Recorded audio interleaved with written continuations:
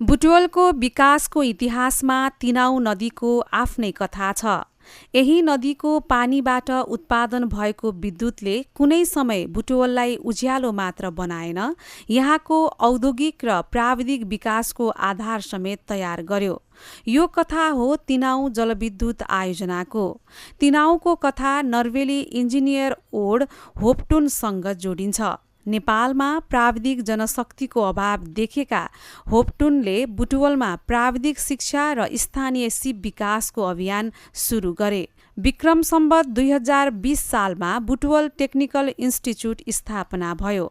त्यसपछि नर्वेली सहयोगमा आवश्यक उपकरणहरू बुटवल ल्याइए र नेपाली प्राविधिकलाई काम गर्दै सिक्ने अवसर दिइयो।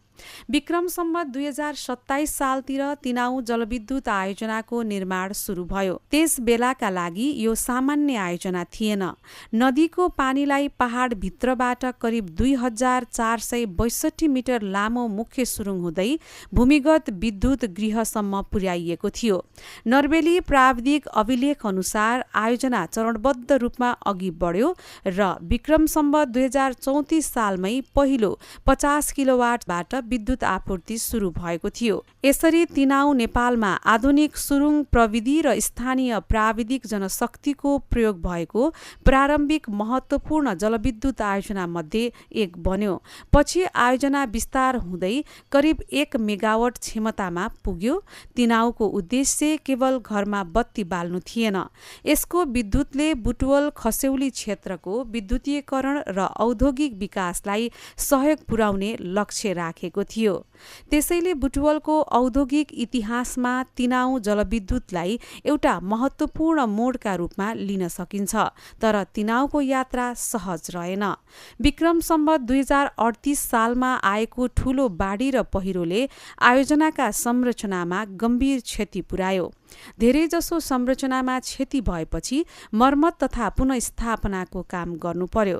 त्यसपछि तिनाउ पुनः सञ्चालनमा आयो, तर बाढी, गाद र पुराना उपकरणका कारण यो आयोजना लामो समयदेखि पुनःस्थापना र आधुनिकीकरणको आवश्यकतामा रहँदै आएको छ। आज तिनाउ जलविद्युत आयोजना नेपालको ठूलो विद्युत आयोजना होइन, तर यसको मूल्य विद्युतको परिमाणमा मात्र छैन।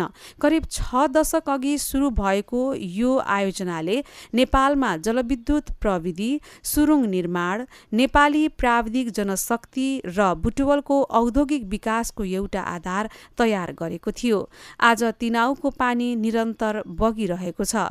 समय फेरिएको छ, प्रविधि फेरिएको छ, बुटवल पनि धेरै बदलिएको छ, तर तिनाउको त्यो पुरानो उज्यालोले दिएको सन्देश अझै उस्तै छ। ठूला आयोजना मात्र इतिहास बन्दैनन्। कहिलेकाहीँ एउटा सानो आयोजना पनि एउटा सहरको भविष्य बदल्ने सुरुवात बन्न सक्छ। तिनाउ जलविद्युत बुटवलको विकास यात्राको एउटा उज्यालो अध्याय।